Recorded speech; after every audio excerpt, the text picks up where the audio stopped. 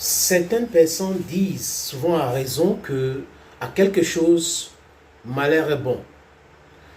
On ne peut pas être tout le temps d'accord avec cela, les amis, mais il y a des événements qui expliquent certains de ce propos-là.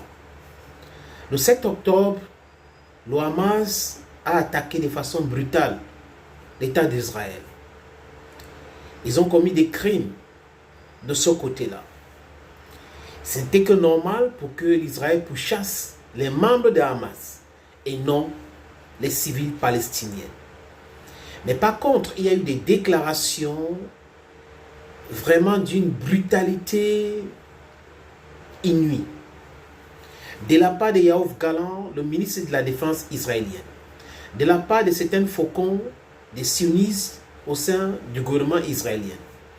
Et tout le monde en Occident et en Afrique était d'accord du fait qu'il y avait des extrémistes de tous bords.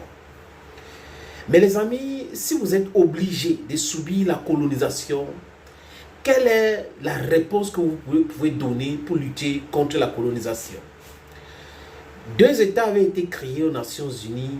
Je vais vous épargner les erreurs britanniques et autres. Mais les Européens savent exactement ce qui se passe dans cette région-là. Ils sont au courant de ce qu'ils ont fait. Ils sont au courant de ce qu'ils ont maintenu. Pourquoi avoir assassiné Yitzhak Rabin? Pourquoi avoir assassiné le plan de paix de Oslo? Aujourd'hui, on se retrouve avec des gens comme Benjamin Netanyahu qui ne veulent pas une solution à deux États, qui veut toujours coloniser, expulser les Palestiniens. Est-ce que les Palestiniens n'ont pas le droit de vivre aussi comme tout autre peuple? Regardez ce qui se passe en Nouvelle-Calédonie, dans des îles occupées par les Britanniques et les Américains, près de l'Australie. C'est toujours cette attitude colonisatrice alors qu'ils prétendent être des pays des droits de l'homme, les pays de justice, les pays de démocratie. Et ce sont ces mêmes pays que je viens de citer là qui soutiennent aveuglement Benjamin Netanyahu. Mais leur soutien aveugle à Benjamin Netanyahu ne fait pas les affaires du peuple d'Israël. J'ai écouté les intellectuels juifs qui ont dit clairement qu'il faut une solution à deux États. Comment est-ce que l'Israël peut prétendre avoir la sécurité alors que la classe politique israélienne, du moins pour ceux qui sont de droite radicale, refuse toute solution à deux États? Qui peut être une solution vraiment qui va amener la paix dans cette zone, qui va éviter que Israël contre-attaque, attaque, contre-attaque et autres? Parce que si vous avez affaire à un État organisé, les choses peuvent être différemment gérées, les amis. Imaginez qu'il y avait un État palestinien. Vous pensez qu'il devait y avoir des groupes qui devaient faire toutes ces choses-là? L'État devait répondre. Mais nous sommes dans une situation où les gens veulent qu'on reste dans le non-droit et après, ça progresse. La Cour pénale internationale a requis les mandats d'arrêt contre Benjamin Netanyahu et Yoav Gallant.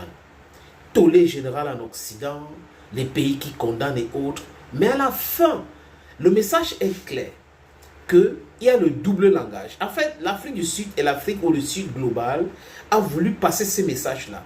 Que ce coup a été créé pour les Africains et pour d'autres personnes. D'ailleurs, le procureur de la Cour pénale internationale, les amis, qui est notre Karim Khan, a dit clairement sur une chaîne américaine que certains pays lui ont dit clairement que la Cour pénale avait été créée pour l'Afrique et pour des voyous comme Vladimir Poutine. Donc vous comprenez que nous sommes dans quelque chose qui n'a rien à voir avec la justice. Mais la pression du Sud global aujourd'hui qui a compris ce message a fait en sorte que la Cour, pour ne pas être incohérent, devrait tabler sur les différents discours, les actes de Benjamin Netanyahu et de Yoav Gallant, les amis. Mais cette Cour doit aller un peu au plus fort, au profond d'eux-mêmes pour pouvoir enlever d'autres dossiers, comme le dossier de la Côte d'Ivoire, pour nous dire exactement ce qui s'est passé. Comme Gbagbo a été libéré, Ouattara doit répondre. Maintenant, vous avez Nicolas Sarkozy en Libye, vous avez Tony Blair en Irak, vous avez George Bush en Irak, vous avez Barack Obama en Libye. Donc, on peut citer les cas, les amis, que tout le monde connaît. Aujourd'hui, la Cour, pour être cohérent, devrait regarder ces aspects aussi et émettre les mandats d'arrêt. Mais ils ne vont pas le faire. Vous savez pourquoi? Et vous savez pourquoi je vous le dis. Et vraiment les amis, honnêtement, je pense que la fin de la Cour pénale internationale, c'est pour très bientôt. Vous avez des pays qui ne sont pas membres, qui disent qu'il faut qu'on utilise la Cour pour mettre la pression sur d'autres pays qui ne sont pas membres. Quelle incohérence.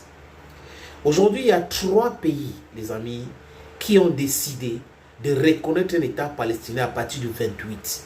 Donc, dans quelques jours, ces pays-là vont reconnaître l'existence de l'État palestinien. Ils auront droit à un ambassadeur réciproque et autres. C'est comme ça qu'il faut répondre aux gens comme Benjamin Netanyahu. L'Israël a rappelé ses ambassadeurs dans ces pays-là, mais l'Espagne, depuis le début de la guerre entre la Palestine et l'Israël, était claire sur la barbarie de Benjamin Netanyahu et sur l'attitude même de Yoav Gallant. Pedro Sanchez, Premier ministre espagnol, a déclaré ça au Parlement. Vous avez le Premier ministre irlandais qui a déclaré ça au Parlement. Vous avez le Premier ministre de Norvège qui ont déclaré cela de façon simultanée. Les amis, je vous suggère de regarder ceci. Mardi prochain, 28 mai, l'Espagne approuvera en Conseil des ministres la reconnaissance de l'État de Palestine.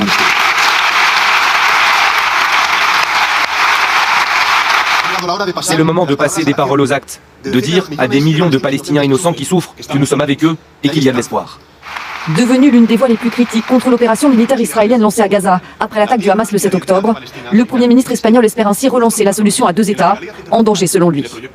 Même motivation à Dublin et Oslo, qui ont annoncé tour à tour la reconnaissance de l'État de Palestine à compter du 28 mai.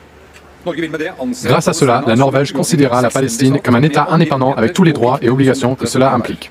Une annonce saluée comme une étape importante par le Hamas. L'Organisation de libération de la Palestine parle, elle, de moments historiques. Alors que l'initiative de Madrid, Dublin et Oslo pourraient être rejointes par d'autres pays européens prochainement, Israël a fustigé cette décision et rappelé pour consultation ses ambassadeurs en Irlande et en Norvège. Le message est clair aujourd'hui, les amis, que la pression marche. La guerre communicationnelle lancée par le Sud global contre les incohérences des élites de l'Occident collectif en train de porter ses fruits. Ces doubles langages, ces doubles standards, nous voulons mettre un thème à cela. Vous ne pouvez pas avoir le droit dit international pour tout le monde et après vous créez vos règles établies pour vous. Quand ça vous arrange, vous nous parlez de droit international. Quand ça ne vous arrange pas, vous nous parlez de droit international. On en a assez de cela. Aujourd'hui, la réponse à Benjamin Netanyahu, honnêtement, c'est la reconnaissance de l'État de la Palestine. Et l'Afrique du Sud l'a dit à travers Naledi Pandor, Cyril Ramaphosa le président, Julius Malema l'opposant.